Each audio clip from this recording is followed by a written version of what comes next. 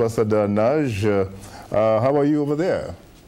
Doing great. It's very hot here. We could use some rain. I see. I don't know whether you heard some of the prior conversations, but first of all, you're obviously welcome to participate in this program. And I just learned, by the way, that you used to be a very, very strong supporter of the Democratic Party, and in particular President Barack Obama. What happened? What made you shift to the goalposts? Well, indeed, in 2008, I was part of the Obama Africa team because a lot of the people that I have the greatest respect for were also part of the team, and many of them are still part of the administration, but I have to say that I have been quite disappointed with how the Obama administration has handled Africa. So this time I'm very enthusiastic about supporting Governor Romney. What is it that you think he should have done and didn't do and can actually be done by Governor Romney? Well, look, a couple of things. Of course, there were huge expectations. I'm sure some of those were not realistic. And indeed, President Obama did go to Africa, but he stayed less than 24 hours. They waited 3.5 years to issue Africa strategy. I eagerly looked through that, and I really didn't see anything that was new in there beyond what we've been doing in Africa for decades. I became involved in Africa in 1978, my first time when I went to Zambia, and I was on the ground there for just about 25 years, so I've been through a number of administrations. And my biggest problem with U.S.-Africa policy has been that it seems to focus on an Africa which more and more no longer exists. We continue to look at Africa in the rearview mirror instead of through the windshield. I had 8 postings in Africa, and when I got there, everyone was talking about Africa developing. When I left there in 2003, everybody was still talking about Africa developing. I had this idea that, you know, we should stop the developing and get to the developed.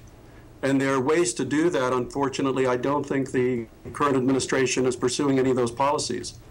Well, you know as well as I do, of course, that President Obama went to Ghana in 2009 and talked about the need for strong institutions in Africa as opposed to strong men.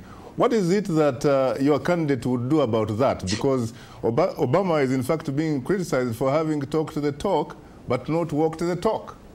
I know, and results matter. Unfortunately, at the end of his administration, we still have some of those very strong men in power. Somalia is just as big a mess as it was. Eastern Congo, same thing. Lord's Resistance Army is still running around. The big initiatives that Africans talk about, we can talk a lot about AGOA, but that was kicked off by President Clinton. We can talk about PEPFAR. That was kicked off by President Bush. Bush administration did an awful lot of the lifting for the Comprehensive Peace Agreement. Obama administration definitely deserves credit for Cote d'Ivoire, but most of the big men are still there. On the other hand, we're talking about real African development. We have to talk about the private sector.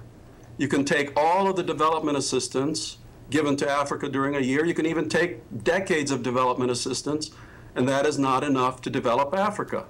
If you look at China and how China became a rich country, it came from private sector investment, foreign direct investment. It did not come from development assistance from countries. And that's exactly what Africa is going to need. I find it very strange that our government beats on the table with African governments to say, you need to set up a one-stop shop for investors. Well, I'll tell you a secret. If an American investor wants to invest in Africa, there is no one-stop shop in Washington for those investors. We can say all we want to that Africa is open for business, but the modalities and the methodology is just not there. We have to get serious about attracting the private sector to Africa, and not just through conferences and slogans, but through real policies. Well, Mr. Ambassador, can you hear me? Yes, I can. You talked about how the big men are still on the African continent. Could you please name names, the sort of names that you would recommend to a President Romney to deal with so that those Africans can enjoy civil liberties?